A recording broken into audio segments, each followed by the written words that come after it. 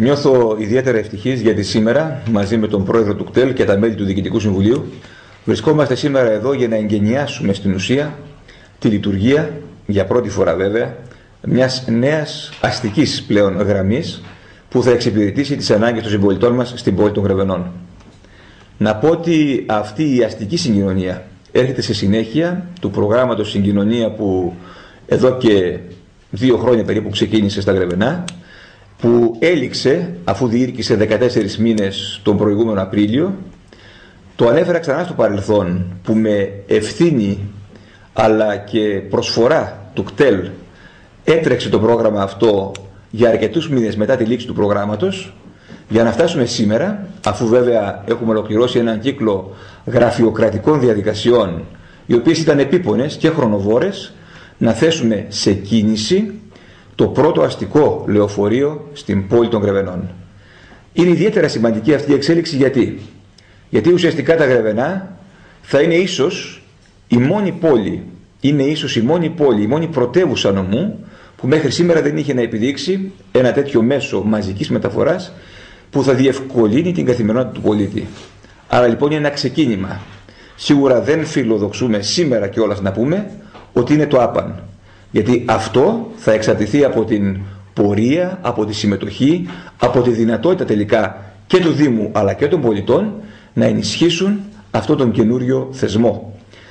Έρχεται όμως να καλύψει τις ανάγκες διακίνησης, όπως και από το πρόγραμμα συγκοινωνία αυτές είχαν καταγραφεί, και έτσι θα υπάρχουν τα ίδια ακριβώς δρομολόγια, τις ίδιες ακριβώς κατευθύνσεις, με τη μεγάλη διαφορά ότι πλέον το λεωφορείο θα κάνει στάσεις και εντός της πόλης, σε θέσεις που ήδη έχουν σε συνεργασία με το Γραφείο Συγκοινωνιών προκαθοριστεί, που σημαίνει λοιπόν ότι ο πολίτης θα μπορεί να εξυπηρετείται όχι μόνο για να πηγαίνει από το νοσοκομείο ή από το ΤΕΙ της Μυρσίνας στο Δοξαρά και στα νεκροταφεία, αλλά να πηγαίνει και σε οποιοδήποτε σημείο της πόλης, στα κεντρικά του σημεία επιθυμεί. Αυτό θεωρώ ότι είναι μια μεγάλη κατάκτηση, και μπαίνοντας σε κάποιες μικρές μόνο λεπτομέρειες που αφορά τη σύμβαση που έχουμε υπογράψει, να πω ότι είναι μια σύμβαση 24 μήνης διάρκειας με το ΚΤΕΛ. Ουσιαστικά θα καλύπτει ο Δήμος το 80% της αξίας του εισιτηρίου, του κόστους δηλαδή όλου αυτού του προγράμματος.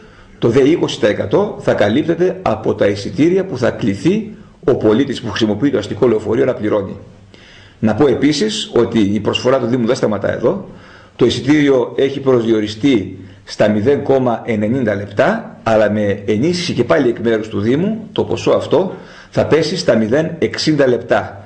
Άρα λοιπόν, και ενώ βλέπετε ότι γύρω μας παντού φημολογούνται και γίνονται στην πράξη αυξήσεις στις τιμές των εισιτηρίων στις αστικές συγκοινωνίες και της Αθήνας και της Θεσσαλονίκης, στα Γρεβενά, εμείς θα ξεκινήσουμε αυτή την δοκιμαστική πιλωτική λειτουργία του αστικού με το ποσό ανά εισιτήριο στα 0,60 λεπτά.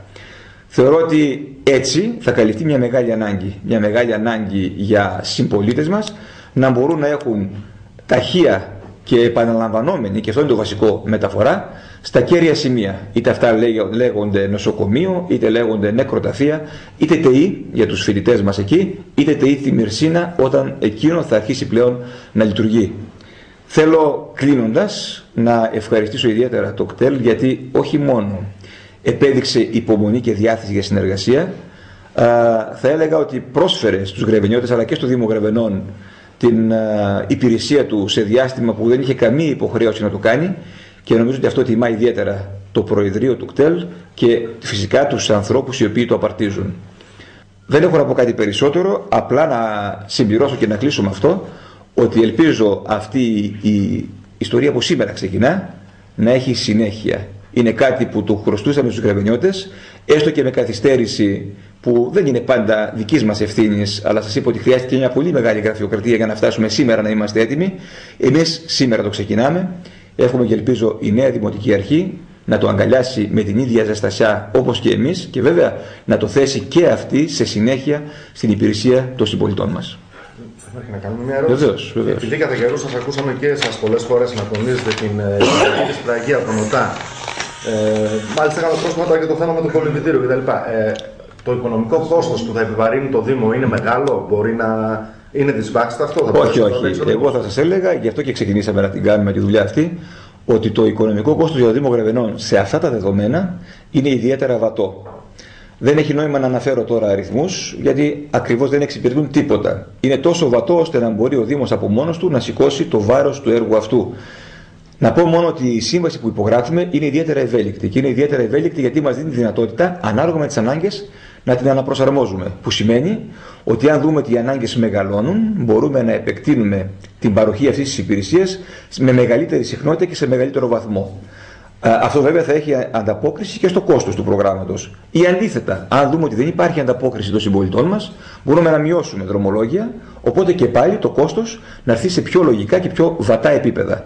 Θεωρώ ότι ο Δήμος έχει τη δυνατότητα, γι' αυτό και είπα πριν, ότι η νέα Δημοτική Αρχή βρίσκει μια υποδομή που εμείς ετοιμάσαμε και βέβαια έχει πλέον από εδώ και πέρα την ευθύνη και η ίδια να τη λειτουργήσει. Και είμαι σίγουρος θα το κάνει, γιατί αν μη τι άλλο είναι κάτι που εξυπηρετεί την καθημερινότητα του πολίτη.